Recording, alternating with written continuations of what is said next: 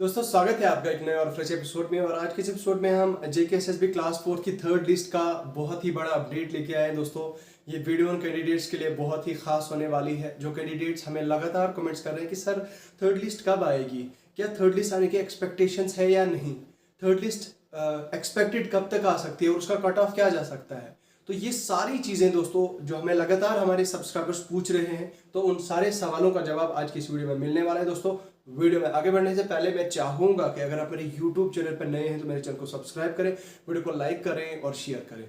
इसी के साथ साथ में दोस्तों वीडियो की डिस्क्रिप्शन में आपको हमारे सोशल मीडिया के लिंक्स मिल जाएंगे। पर्टिकुलरली आप हमें हमारे इंस्टाग्राम पे जाकर जरूर फॉलो करें और हमारे फेसबुक पेज का लिंक भी आपको वीडियो की डिस्क्रिप्शन में मिल जाएगा। आप हमारे फेसबुक पेज को भी जाकर फॉलो करें।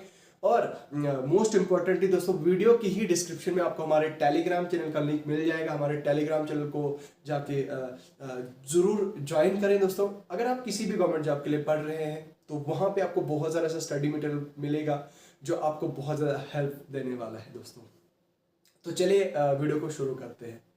देखिए दोस्तों जेकेएसएसबी क्लास 4 का जो अभी सिलसिला चल रहा है, सेकंड फेज अभी प्रोसेस चल रहा है, ठीक है। तो सेकंड फेज में कुछ कैंडिडेट्स का अनफॉर्चुनेटली नाम नहीं आया है। तो वो कैंडिडेट्स मुझे लगातार कमेंट कर रहे हैं कि सर थर्ड लिस्ट कब तक आएगी। थर्ड लिस्ट की र्यूमर्स जो है वो बहुत ज़्यादा फैल रही है, क्या कब तक आएगी। तो पहले मैं आपको चीज़ समझाता हूँ कि थर्ड लिस्ट आने का कितना % चांस है। वो सारी चीज़ें मैं आपको बाद में बताऊंगा, लेकिन पहले आपको ये चीज़ें समझनी है जो ज़रूरी है। अभी आप जानते हैं कि जो फर्स्ट फेज था जेकेएसएसबी का क्लास 4 का, वो 1 2020 एडवर्टीजमेंट थी, ठीक है, क्लास 4 की। तो आप जानते हैं कि 2020 में इसकी एडवर्टीजमेंट निकली और 2021 के एंडिंग में, यानी कि 2 साल 2 इयर्स 2 साल लगे पूरी इस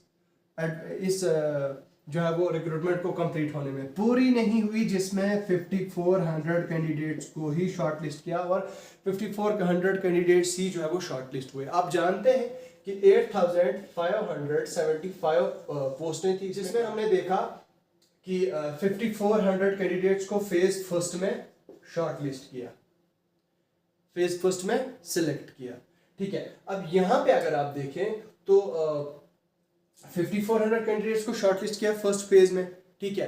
तो बची हमारी 3500 पोस्टें, 3500 समथिंग पोस्टें बची जो हमारी वैकेंट रह गई, ठीक है। तो हमने ये देखा कि नवंबर के फर्स्ट वीक तक जो है वो ऑलमोस्ट सबकी ज्वाइनिंग हो गई थी, उसके बाद दिसंबर जनवरी फरवरी फर्स्ट वीक तक जो है वो कैंडिडेट्स ऐसे बहुत सारे हैं जिन्होंने लगातार प्रोटेस्ट किया, जिन्होंने रिक्वेस्ट की गवर्नमेंट से कि भाई आप जो सेकंड लिस्ट है वो क्यों नहीं निकाल रहे, वो सेकंड लिस्ट निकालो। और फाइनली फिर जो सेकंड लिस्ट का अपडेट आ गया और जेकेएसएसबी ने कितने कैंडिडेट्स को शॉर्टलिस्ट किया, 1:4 रेशो में 15000 कैंडिडेट्स को, 15000 कैंडिडेट्स को शॉर्टलिस्ट किया 3500 वैकेंसी के लिए, ठीक है। 3500 वैकेंसी के लिए अप्रोक्स मैं बता रहा हूँ, मैं एग्जैक्ट नंबर नहीं बता रहा हूँ यहाँ पे, ठीक है। इसमें से कुछ पीडब्ल्यूडी कैटेगरी वाले भी कैंडिडेट्स हैं और फर्स्ट फेज में भी कुछ कैंडिडेट्स ने ज्वाइन नहीं किया है, मैं उसको एक्सक्लूड कर रहा हूँ, मैं खाली इसको ही जो है वो लिख रहा हूँ यहाँ पे। 3500 कैंडिडेट्स के लिए जो है वो इतने कैंडिडेट्स को डॉक्यूमेंट वेरिफिकेशन के लिए कर दिया।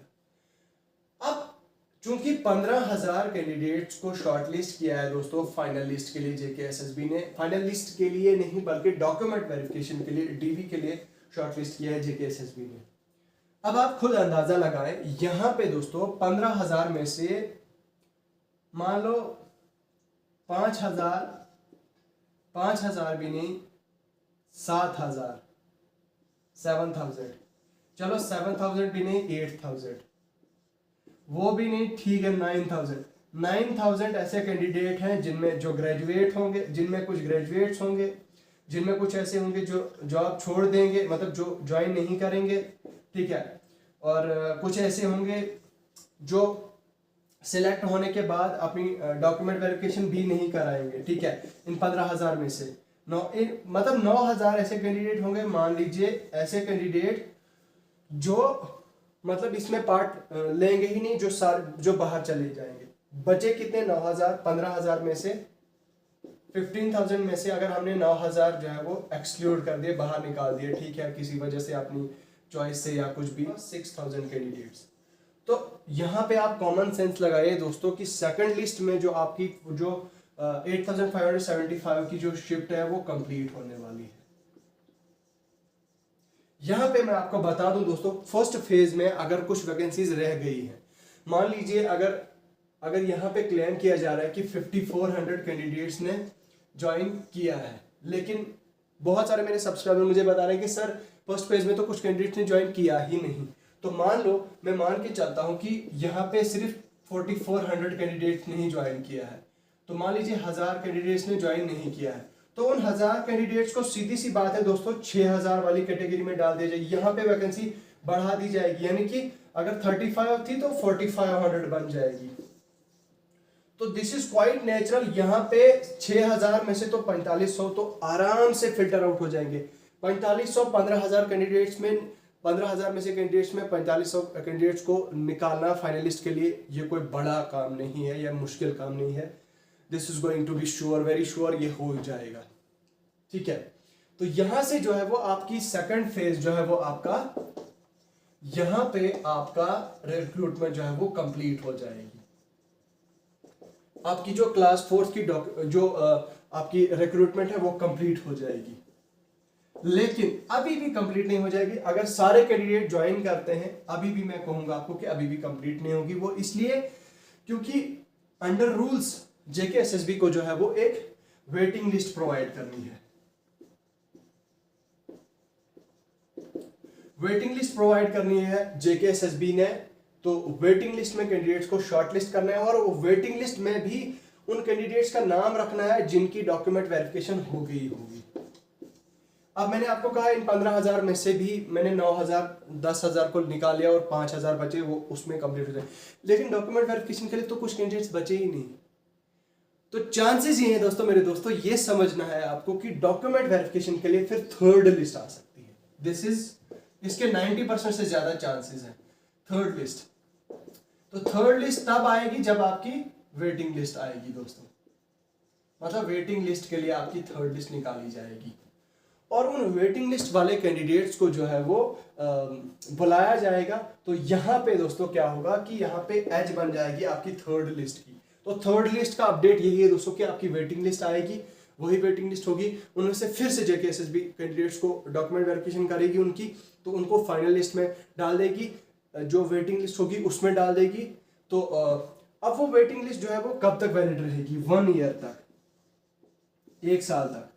तो अब आप अगर ऐसे कैंडिडेट हैं जो ये बता रहा है कि मेरा स्कोर तो डिजायर्ड नहीं है, मैं वेट करूंगा, जेकेएसएसबी जो है वो थर्ड लिस्ट निकालेगी, फिर मैं कुछ पढ़ूंगा, तो मैं आपको कहूंगा कि आप बहुत बड़ी गलतफहमी में हैं और आप अपना टाइम बर्बाद कर रहे हैं।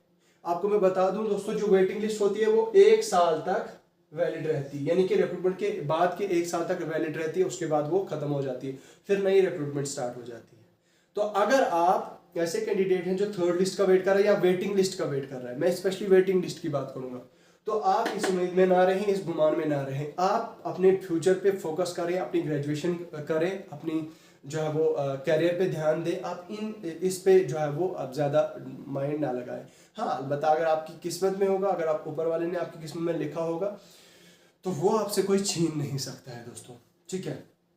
तो वो आपसे कोई हाथ से नहीं ले सकता है। आपने क्या काम करना है कि आपने इन ख्वाबों में रहना बंद करना है कि थर्ड लिस्ट जब आएगी या वेटिंग लिस्ट आएगी तो मैं सिलेक्ट हो जाऊंगा, मेरी जॉब लग जाएगी। आप अपना टाइम बर्बाद कर रहे हैं और आपको ऐसा नहीं करना है। आप अपनी पढ़ाई कीजिए, आप अपनी कंटिन्यूस स्टडी कीजिए। हाँ, अगर आता है तो मोस्ट वेलकम, आप जाएं, अपनी डॉक्यूमेंट वेरिफिकेशन कराएं और वेटिंग लिस्ट में आपका नाम आ जाएगा तो वेरी गुड, ठीक है। तो आप अपना टाइम वेस्ट ना करें, अपने कैरियर पे ध्यान दें, बाकी जो गवर्नमेंट एग्जाम्स हो रहे हैं उनके लिए तैयारी करें, ठीक है। तो यही था दोस्तों हमारा थर्ड लिस्ट के बारे में अपडेट जो मैं आप तक पहुंचाने वाला था दोस्तों। इसके अलावा मजीद अगर आपकी कोई राय है या आपकी कोई क्वेश्चन है, कोई डाउट है या कोई क्वेरी है, तो आप मुझे डायरेक्ट मेरे इंस्टाग्राम पे जाके मुझे पूछ सकते हैं, जो कि डिस्क्रिप्शन में आपको लिंक मिल जाएगा, या इसके अलावा आप मुझे डायरेक्ट कमेंट सेक्शन में लिख के पूछ सकते हैं। बाकी इस वीडियो में फ़िलहाल इतना ही है। मिलता हूँ आपसे नेक्स्ट वीडियो में नए टॉपिक के साथ। तब तक के लिए अपना ख्याल रखिएगा दोस्तों। चलता हूँ, खुदा हाफ़िज़।